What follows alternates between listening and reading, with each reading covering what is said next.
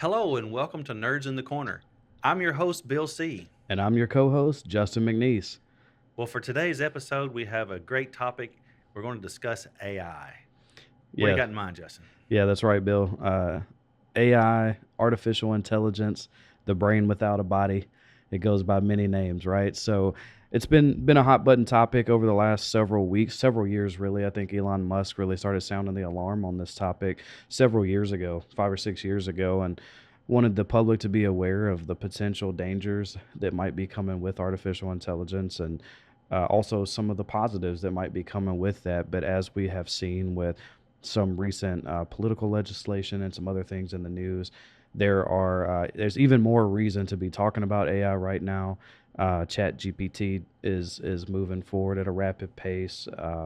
Grok now is out Mm-hmm. on Twitter, so I think that there's several nuances to this topic, and there's a lot of different things as far as anxiety and fear and a little bit of excitement around the topic as well. So I'd like to dive into that today and just kind of explore the world of artificial intelligence with you. That sounds great.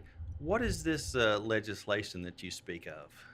Yeah, so we try to keep this show non-political, but for the purposes of this, there's a subsection in the big beautiful bill that was just passed about a month, several weeks ago, maybe a month now, and one of the topics in that was not a ban necessary, but a moratorium on not hindering AI advancement for the next 10 years at the state or the federal level, which is somewhat interesting. I'm not sure that there's a standard for government to do that, or there's a standard in the past for government to do that with technology. I think about when technology was advancing from an automotive perspective, or during the Industrial Revolution. If anything, I was trying to think through if anything like that had occurred before. So this seems very interesting that we don't want to put any guardrails around artificial intelligence, and we're just allowing it to kind of do its thing, right? Yeah. Wh- Um, but what are your thoughts on that? How do you feel like when you hear that? Is there like what do you feel as a human being? Like how does that resonate with you? Well, it raises some alarms. I mean, I see what their point is that for something to progress naturally and organically, you don't want too many regulations on it. You don't want one party who might have a bias in their direction to affect it negatively. You want it to reach its full potential. However, as you say, the term guardrails, without any guardrails, it could be used nefariously quite easily, and I think it will be.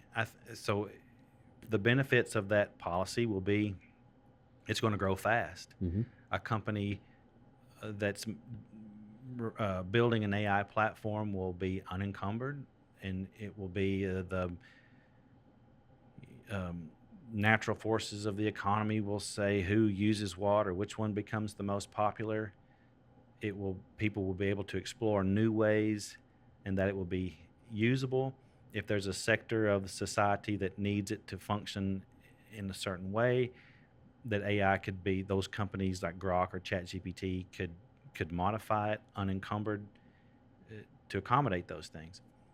At the same time, if it gets out of hand or to where it becomes where it's accomplishing things that are negative for mankind, guardrails again will be gone, and that will probably be if we make it 10 years without the guardrails or the regulations. I can imagine a scenario where we won't make it to that 10 years, and in 2 or 3 years we'll see, oh my gosh, this some brakes need to be put on this. When you get to the point where AI is autonomously generating certain things without human oversight, um, or if it ever decides that the human element is encumbering its progress and realizes it and starts doing things that are not in the best interest of humans, then I believe they would likely shorten that 10-year moratorium um, on that kind of legislation. But Really valid points. I think that those are some of the alarm bells that Elon Musk was sounding several years ago. Somebody at that level that's that intertwined with technology and is, somewhat of a, I don't want to say a leading expert in technology per se, but he's an engineer by trade, and he's Hmm. very involved in several different things that is advancing technology at a rapid pace. And for someone at that level to say, "Hey, let's not forget, who we are as humans. Let's not forget the human element behind it." There's a real fear and anxiety around AI as far as what does that mean, right? Is there going to be human oversight? You made a very valid point that I think is probably the most interesting point to the whole discussion is what is it going to look like if uh, AI technology becomes more sentient or starts to make decisions because it sees Hmm. human beings as a roadblock to its progress. So I don't have a resolution for that, No. but I think it's something that's in the back of everybody's mind. But it's something, and I want to, for our audience in particular, I want to, as an audience connection point here, just talk a little bit about how I use AI in my everyday life, and maybe how you use AI in your everyday life, and then we can kind of jump into some of the deeper points of that. So, by trade, I'm a human resources professional, and I'm very much so using AI on a day-to-day basis to help me think through, find laws that Hmm. maybe I can't remember on a quick basis that might be pertinent to a specific issue that I'm talking about or talking to, um, helping me not draft emails, but clean up emails to make them more crisp and sound better from a presentation standpoint. I'm always in Excel creating dashboards or creating metrics and helping me write formulas and things of that nature. So I'm using Chat GPT, Volume 5, and Gemini, which is what's allowed on our work system. On a day-to-day basis, I probably use it 5+ times a day for specific tasks. What about you? Yes, I use it very frequently. Of course, as you know, I have a few different jobs and roles. Um, there's one job that I have where every couple of weeks, I give a lecture on history, science, or um, archaeology, something like that. And it's very helpful to help me rough out a script for Mm-hmm. those talks. So the talks are usually about 30 minutes. And I say, okay, today's talk is going to be, let's say we did one on geometry and Pythagoras or something like that. It helped me come up with a script roughly of what some topics we could go over. Once that came up, I sort of said, "Well, I like this. I don't like that. I want to expand on this," and it would get you farther towards that final printout that then you pencil in what you want. Mm-hmm. Another example, and so I am a physician, and so still work as a practicing physician and a mid-level executive at the hospital, and we are trying to get certain things faster. So, for instance, one of the things that we do is we do tests for autism, right? And so, the the if you were to go through a typical autism test for someone, you would have lots and lots of text at the end of this. Um, at the end of the test, and so then you've got an hour or two after that where you're typing out or writing out the results of this test in the Mm-hmm. form of a letter that that parent or that person can take to the various people that need the results of this test. Well, you can create a custom GPT that says section 1 will be about this segment of a person's exam, section 2 will be about this personality trait. You can then go into chat GPT and say the results of the section 1 of this test resulted in this, and it will get you 3/4 of the way through generating that document. There's other ways. So, for instance, we also encounter people that are needing some sort of behavioral health therapy or cognitive behavioral therapy or something like that. We have people who bring their laptops to the clinic, and we are creating custom GPTs that will be sort of an assistance to them. So you could say, well, say a person with severe autism could say, um, I had this situation didn't work out well for me. How should I have handled this? A person with autism can't really come up with very effectively the correct social responses for the right situation. You can empower them to use it in that regard. Uh, Another one is, say, your receptionist or something like that is faced with some sort of call. Hey, I need a letter to school that says Johnny can't have regular cow's milk. A lot of the times, the receptionists are really not at that level to where they could type out a medical letter on that topic. Well, they're instructed, well, see how far you can get into it with ChatGPT or Grok. And they can create a rough document that then they can bring to the next person and sort of um, optimize the letter. It's not to where you can do it without any kind of human input, Sure. but it can get you 8 or 9 steps in, whereas before you would start at the very beginning. You're coming up with all the body of the text. And also, you can also connect it to any kind of science literature. So let's say we're giving a talk on history or archaeology. You can ask it a question and preface it with, you must give a reference to what you're talking about. So let's say we want to have a talk on Alzheimer's disease. Please create a script for a talk on Alzheimer's disease, but you must give a reference for each part that you're Right. talking about. Because if you it will just talk and talk and talk, especially on something like Chat GPT, which is a large language model. Mm-hmm. What a large language model is you give it a prompt, and it's trying to predict what you want it to say, Right. and it doesn't always care if it's true or false. There's that famous news story where a lawyer was asking it to create a case response for them. And in law, it's not necessarily based on a list of rules, it's based on the precedents of previous cases and things like that. Well, it was just making up cases because a large language model wants to create something that you think that would please you, regardless of its accuracy. Mm-hmm. But if you go in there and you say, you've got to give me book, chapter, and verse of your information, um, it gives you a much better document, will give you true cases. And that concept is called inference. We hear that talked about here lately.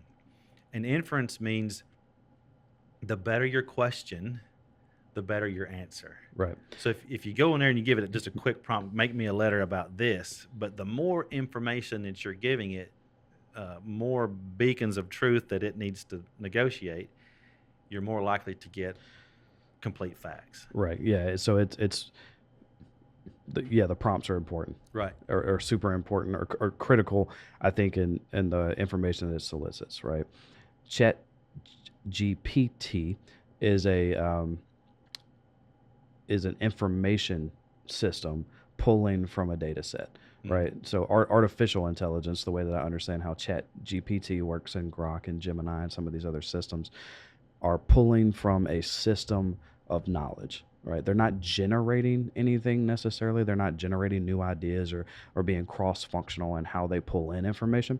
They are specifically answering questions. It's a task-oriented system, which is where you get the artificial intelligence side of the conversation. And then there's AGI, artificial general intelligence, that kind of moves it more into, well, now I can create things. Now I have a system of information. You ask me a question, and I can scale that question across several different bodies of information, and I can answer that more holistically, and also maybe give a computerized thought about Right. that information. You made an important point when you were talking about this, as you still need some of that human input into the information. So for me, it's a tool. It's a tool for me to be able to optimize my output throughout the day, maximize productivity. How can I be quicker, faster, more educated, more clean and crisp in my communication style? It sounds like it's very similar for you as well. And I would say that we're probably pretty early adopters with the technology from that perspective. For you, what made you use the technology even with some of the concerns that are out there? Why did you say, hey, I'm gonna transform this into a tool to make myself better, instead of saying, no, I don't understand it fully, I don't know what it's gonna be, so I'm gonna wait until it fleshes itself out. Probably the factor of time. So if you had 10 people that need a certain test of some time that requires an autism test is a great example. If you got 10 patients that need that, and you do 10 of those tests, well, then the test is going to take an hour to ask all the questions, do all the evaluations, but then generating the document is that's another hour or two, and there's just not enough hours in the day.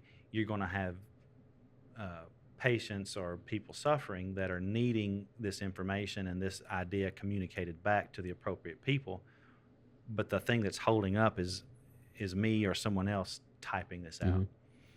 Um, and we hope that by adopting this, we're and making that quicker, the more people we can help, the more lives we can save, the more Hmm. lives we can improve just by being able to get to more of it.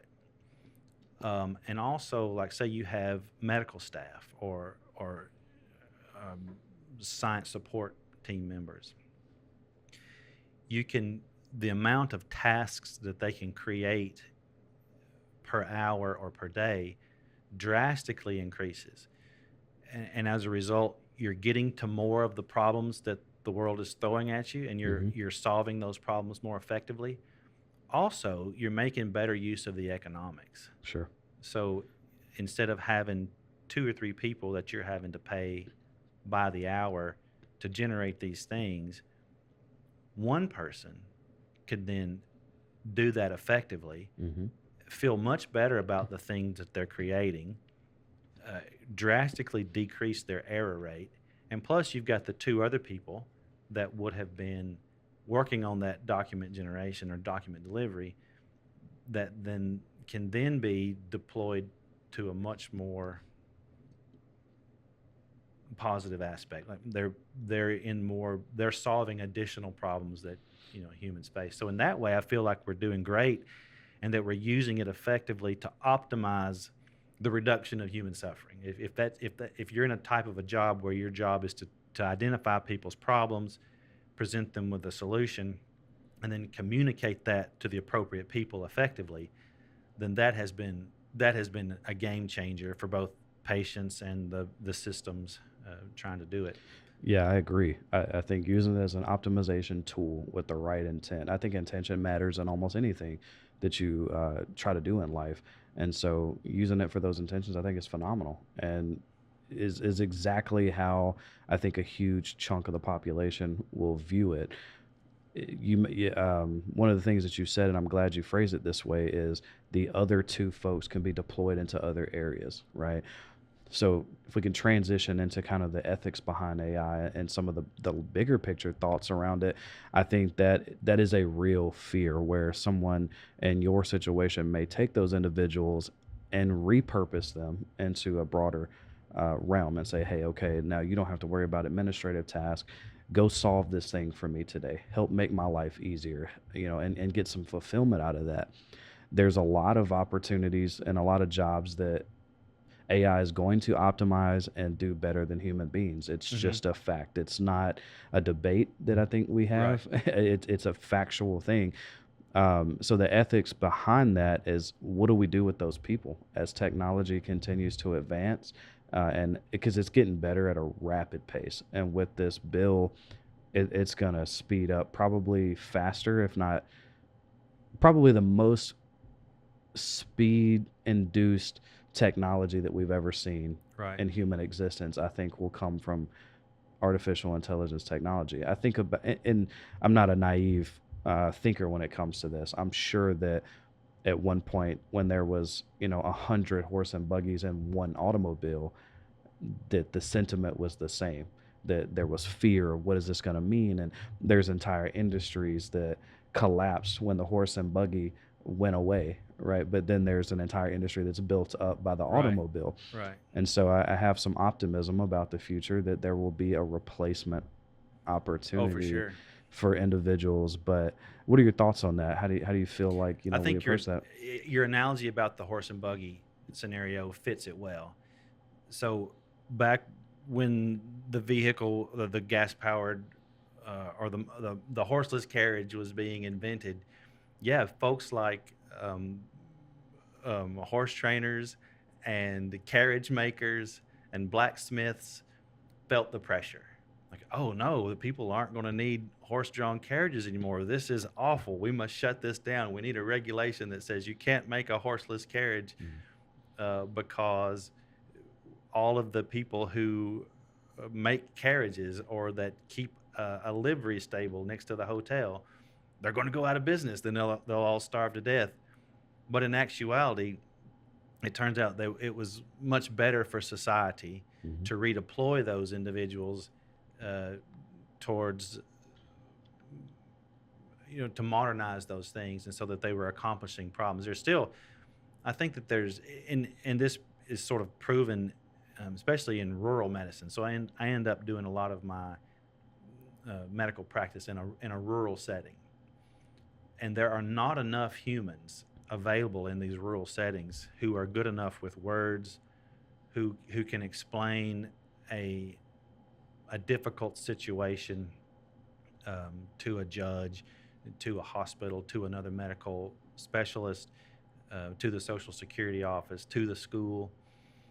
There's a shortage of individuals who can be aware of the situation, come up with a solution, and then report it back effectively.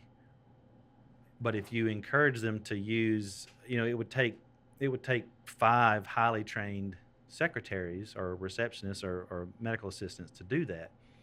Well, there's not enough of those to do that effectively.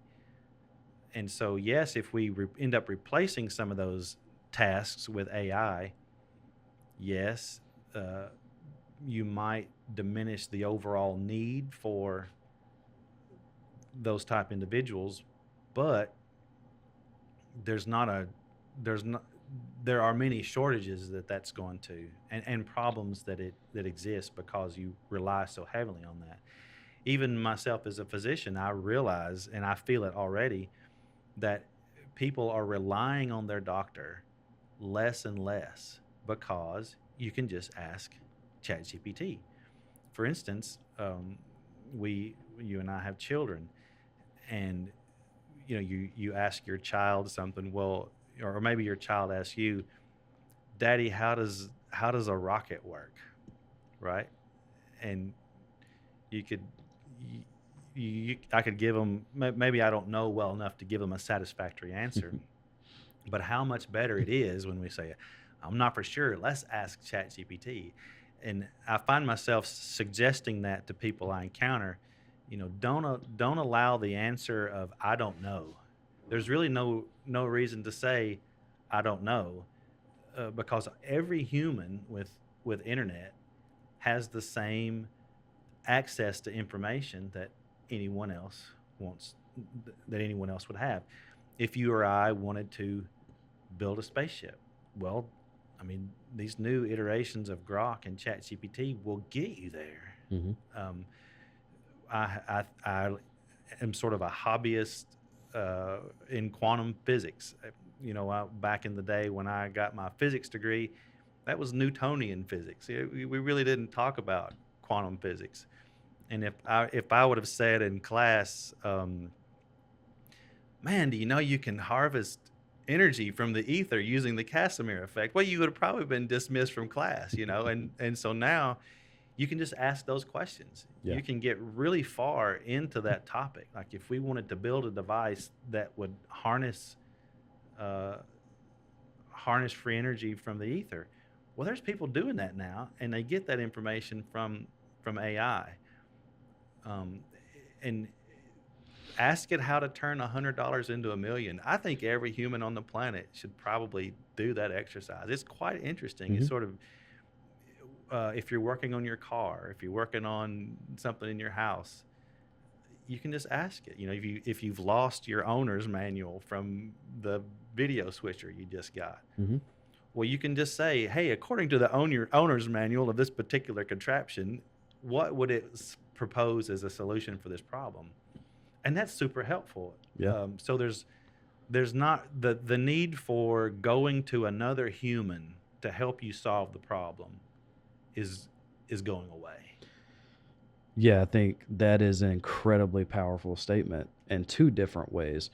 One being that as a human being, the knowledge base is there for almost anybody with access to a phone with internet and some type of access to these systems can become whatever they want to become, right? They have so much not they have the world's information in the palm of their hand and the ability to prompt the system and solicit a response where you can take someone who is in a rural area that might not be have any kind of financial well-being, and they can figure out a way to dig themselves out of that if Mm-hmm. they have access to internet and access to information. So for that, I think it levels the playing field for humanity. It adds a significant layer of opportunity to folks that may not have had access to that opportunity. Now, human ambition and human motivation is the other Right. side of that, That's the where big key. where you have to have the wherewithal to know where your shortcomings are and how to figure out how to bridge the gap, and then also you have to have the motivation and the drive and the existential part of being a human to go accomplish those things and execute on them. But the other side of that is that the human connection. You won't need other people as much as we and being human nature kind of tends to be more we're a social species, right? We tend to, I don't know about so much now with social media and Mm-hmm. some of the different things, but in general throughout the history of our species we have been more of a social group. We needed that to survive, Yeah. right? When you move past that, when you no longer need a job for survival, when you no longer need other human beings for survival or for social interaction, because now maybe you hit this button and you talk to whatever chat gpt or whatever system it is that you're Yeah. using, and you feel connected to that versus a human being. How do you think that changes the landscape for us as a species, or how do you think that changes our mindset? Yeah. And then where do you go from there? It does. So it. I think of this example, and I'm not the first to say this, but remember back in fourth grade, we were doing long division, and it would some of these problems would involve decimal places, and your long division would take the whole page, and you had to worry about lining this stuff up. But we all know there was calculators then. Mm. You could type this in and get a an answer with 100% accuracy. So it became obvious to students. Well, teacher, why don't we just use a calculator? This would you could do 100 of these where in an hour, whereas it would you can do four in an hour on paper. And what was the answer from the teachers? Well, you won't always have a calculator with you, young fellow. I Well, don't know. I didn't listen to my teachers in fourth grade. now we I'll know take your that word was for it. not true. We all have calculators with us all the time. Our smartphones are with us. Now, true, there's still some benefits of learning the principles of long division, Right. but no, we do always have a calculator with us. And if you and I were faced with a long division problem, it would be somewhat foolish to try to do it through paper because even if our error rate was small, we were 95% accurate, right? Enough to get an A in your class. But in real life, 95% accurate is still not enough. If you do it five times, you're going to make a mistake. If you do it 100 times, you're going to make a mistake five times. And Hmm. that's somebody that has suffered because of your error. Well, you need to use a calculator just for human safety. The same thing is going to be with AI. So I mentioned earlier that I have several jobs and roles. One of those is I teach a college class every so often. Well, there is a schism between the professors that will or will not allow the students to use AI to help with the assignment. So, for instance, I was teaching a leadership course, and at the end of the course, we were going to write a significant paper on emotional intelligence or something like that that was pertinent to that class. And the students asked, "Can we use ChatGPT to help us with the paper?" And so I asked them, "Well, what do your other professors say?"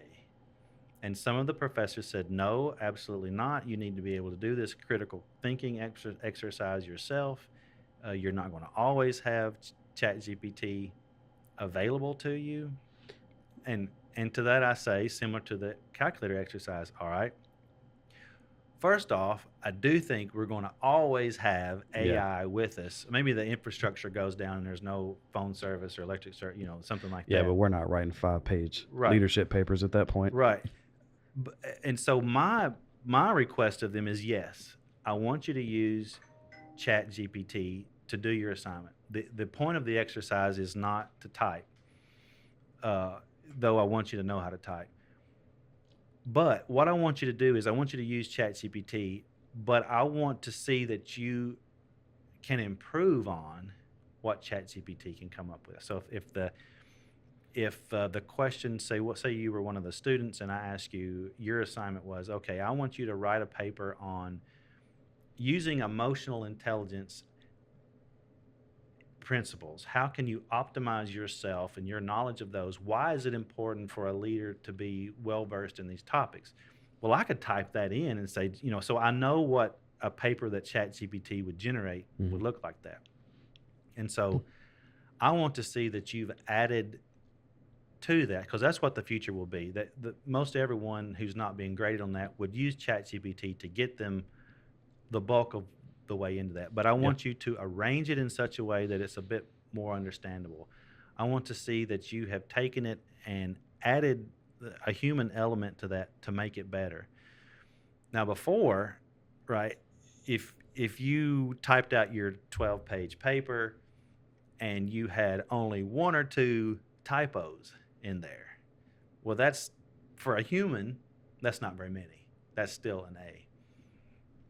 The curve has changed a little bit. So if you're going to use ChatGPT, which I think you should, we can't allow any typos, right? So that if I see that if you've not used any, if you have misspellings or grammatical issues, well, pat on the back for not using AI. AI wouldn't generate those generally, um, but then you didn't do the exercise. You didn't build upon Hmm. what AI could do. So things like spelling errors and grammar, well, you're not going to have those. Of course, that's not. You can still get a thought across without those. But I think that the modern student needs to be encouraged instead of discouraged from using AI to help them with those things, because that's what the future is going to be when they're at work in their careers. If they say, "Yes, boss, I created this document for you, and yeah, it took me 3 days, but I didn't use AI." Yeah. Now, you as the boss, you're going to say, "Well, dang, I kind of wish you would have used AI, got this done in half a day, presented your solution 2 days ago, moved on to the next topic." So you as an employer are going to want these individuals using AI to not get bogged down in the paperwork or the document generation component of the task, and get to the coming up with solutions. Because that's whether we're teachers, students, parents, physicians, executives, that's what our real task is coming up with solutions that are tactful, emotionally intelligent, effective, profitable, good for all involved. So the thing that we end up spending the most of our time doing is creating the document or the email or the letter that explains the solution that we've come up with. Well, we all know that there's a list of 10 more problems that we need to get to. And the more we can delegate to a robot to generate those documents for us, right, we're making sure that the solutions are effective and the best outcome possible. But if we can remove that amount of time that we're spent manually entering in the data to convey that idea, well, shoot, yes, if we could use a robot or an AI to shorten that task, well, heck, we're getting to a whole lot more, we're solving a whole lot more problems in the day because we're not tied to then texting or typing out our Yeah. response. 100% agree with you that I think people, I think parents, schools, companies should encourage the integration. It's not going anywhere. If you look at the bill that was passed and you look at that 10-year, basically free range for technology to advance. You can see that we're in a bit of a cold war for technology, and the US wants to be at the forefront of that. So what that means is that our kids and our grandkids and even ourselves, if we don't adopt this technology, we're going to get left in the dust pretty quickly. And I think that by encouraging the usage of it, it's going to it's going to showcase that the human brain, the thing that AI can't do, right? It can't add intelligence to from an emotional standpoint. It can't read body language, at least Mm-hmm. yet, Mm-hmm. right? Maybe at some point, the human elements of making those decisions, or that creative process, or that artistic view that a human might bring to it. I think if you don't start integrating and don't start figuring out how yourself is valuable outside of the minutia, then it's going to be very difficult to continue to be successful as a person in the future. So you have to think, you have to ask questions, you have to challenge the status quo, you have to figure out how can I improve upon things, because I think those individuals are going to become who's successful in the next 10, Right. 20, 30 years. Which brings me to another interesting, because not everybody can do that, not everybody has the capability to do that. I think AI will help more people be able to do that than can do that now. But there is going to be, and I think this is probably consistent with human evolution, is there's always going to be a group of individuals that they just don't adopt, or just can't adopt, the way Mm-hmm. that the world is going. And the question becomes two part question I want to discuss here. One is, how do we help those people be successful in life still? And then two, and I think this is the deeper question, is the existential question mark around what does it mean to be a human when we do become so intertwined with technology, when we do need less and less social interaction with other human beings. So what does that say about me? What do I bring to the table? What am I now as a human? Right. And how do we evolve past I'm not what I can provide, but I am what I am for various other Yeah. reasons. I have a closing thought on that, and then I want to ask you another the next question thereafter. So we are already seeing on the medical side. So a scenario to where someone needs to be doing a therapy of some sort, um, and for what there's a shortage of therapists that will provide that sort of thing, and so you tell a patient, or you could think of a scenario where you're telling a coworker, um, I recommend you use AI to ask it these questions. Like, say, I have, you know, posed the question, Dear ChatGPT, I have generalized anxiety disorder. Research says that cognitive behavioral therapy is the most effective treatment for generalized anxiety disorder. Well, maybe you're in a part of the world where there's not just a lot of cognitive behavioral therapists, or perhaps you can't afford a virtual cognitive behavioral therapist. Well, you could ask ChatGPT. So you would tell a person or a patient, or maybe it's an employee that's having an issue or something. You said, ask ChatGPT what the what research says are the steps of accomplishing that. And if a person comes back, and you can see this in patients, well, doc, I don't trust AI. I don't want to use AI. Understand, you probably have valid reasons, but their outcome is not going to be as good.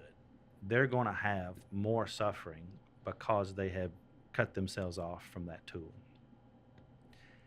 At the same time, what are the problems that we're going to face? So, for instance, you and I have a mutual friend that is building a robot factory.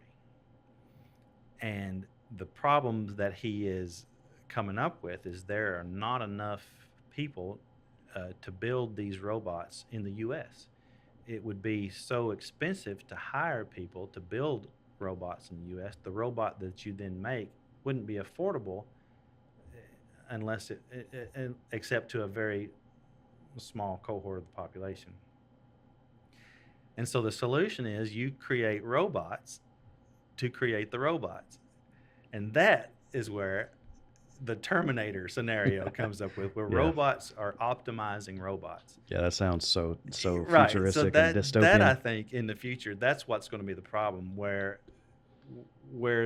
the humans are not needed Mhm. at all, and then the robots are discovering their own problems that they need. So if you ask a robot to build 100 robots, and you say, well, the robot figures out, well, when the humans come around, they slow our progress. So let's lock all the doors, Mhm. or let's make sure that they can't power us down at noon or something like that. So that would be my question for you. If there's a moratorium on AI regulation for the next 10 years, what do you see as the problems that that's going to cause? Yeah, fantastic question. I think exactly what the scenario that you just explained is likely the outcome without some human oversight.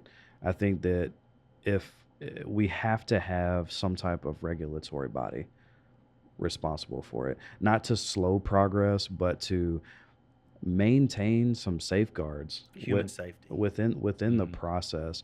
When you put something into a technology and allow that technology to just organically adapt without any type of inputs or outputs necessarily, where it's just kind of coming up and creating its own thought pattern, or it's solving its own problems and it's moving from one step to the next without any intervention.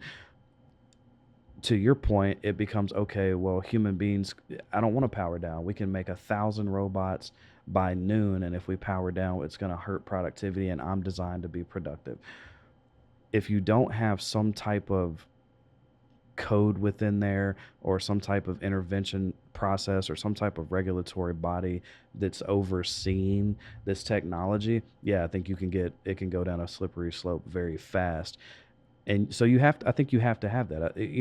There were a lot of plane crashes before the FAA was founded, That's right? right. And hopefully, as a species, as a government, we don't have to learn those tough lessons before we put a regulatory body in place. I think that that probably is the safest, maybe best way to look at it. And whether that's government, public, private, that doesn't matter to me so much. I think just having something, somebody, or several persons responsible for, and you got to make sure they're trustworthy, and you got to make sure Mm-hmm. there's not nefarious entities at play. There has to be something there that's saying, hey, we're going to be the safeguard of this. We're going to make sure that we're going to have responsible AI. I guess that's what you can call it, right? Is that Mm-hmm. we're going to have responsible AI. So we're going to have AI, we're going to advance it, we're going to advance it at a very swift pace, but we're also going to maintain human control over this process. And we're going to ensure that it's intelligent and it's sentient, or whatever words you want to use, that this system becomes, that human beings are still in control.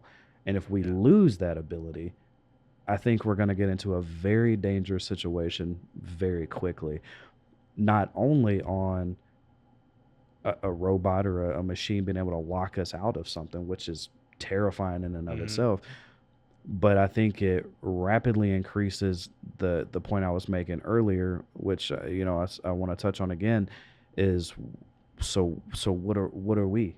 What are we as humans? What do we become at that point? Right. If we're not needed for anything, some would argue that, okay, well, now you can go be more artistic. Now you can go be more creative. Now you can go do the things that you love. That's great. But the things that I love doesn't necessarily provide me income, doesn't necessarily put a roof Mm-hmm. over my child's head. It might make me feel good, but I still have to have some means Right. of living. Also, we're not programmed there's a very small faction of the human population that lives their life on creativity and free spirit thought processes. And I love that for those people, because I wish I could be one of those people. But when you're born and you go through school and then you get into the workplace and society, everything tells you that your value comes from what you can produce. If you want more value, you have to create more value. Right. And so, what does it do to the human psyche when you take the ability to provide value away? Because I can paint 10 paintings a day, but if no one cares about seeing it, then I'm only going to feel so good about that for so long. That's right. So what do you think about that? Yeah, that's the point exactly. That's what I think is going to change. And if those people who are the painters and the songsters and the creative type, they still depend upon there being those with the traditional 9 to 5 job, or that are generating money and income to support those arts, Hmm. right? Somebody still has to grow the food that we eat, mine the resources that we're building out of, see to safety and problem solving. But what if those things are continually replaced? What if, right, robots are who is harvesting our crops? Hmm. What if robots are who are mining our resources, doing it in a safer way? Um, the things that you and I do that we call our jobs, what if a robot starts doing those so that we don't need those things? If there's a way that humans can still function without the need for generating that income, then I think that's the fascinating future, and I think that will be changing fast. So in a year or two, when we're doing season 3, season 4 of Nerds in the Corner, I bet we'll have an episode where we look back 2 years ago and say, "Man, boy, things have changed since that episode." Yeah. We there will be all these revolutions and revelations on what is better, what's worse, what's been replaced, what still persists, and what areas do you still need human input for, but in what ways has human suffering been relieved? Yeah, In been what diminished. ways is the thirst for humans who are craving knowledge? In what ways has that been satisfied? Yeah, it's really exciting. You think about all the people that if what they could accomplish. So our show is called Nerds in the Corner, right? All the things that if we just had 9+ hours a day to sit and not go into an office or a cubicle and have to focus on some of these things that technology can do, or maybe we're still there to oversee them as Hmm. well, but we have some other time on our hands. The creativity and the things that we could learn, and the things that maybe we create that adds value to the world, that might be the next type of technology like artificial intelligence. You just have no idea what the human mind is capable of when you unlock Pandora's box and allow people to just be free and just focus on the things that might make them happy. So I'm super optimistic about the future. I'll say cautiously optimistic because I think that's just a fair way to be. I don't know enough about the technology or about everyone that's involved in the technology. I don't know enough about our battles with other countries and how the control of that technology and the data is going to play into things. And when you do ask a question, is AI going to be able to influence or have bias? We don't know a lot of that stuff yet. It's still being fleshed out. So I'm cautious, but I'm also incredibly optimistic because I would love to get to a point where I can just do what I want and travel and see things and explore culture and immerse myself and we're only here once, Right, right? And so I would love to be able to immerse myself in things other than sitting in a cubicle all day. for sure. Well, you and I share that sentiment and that optimism. Well, we hope you've enjoyed this episode of Nerds in the Corner. If this topic and others like it interest you, we hope that you join us next time on Nerds in the Corner. If I have to tell you one more time,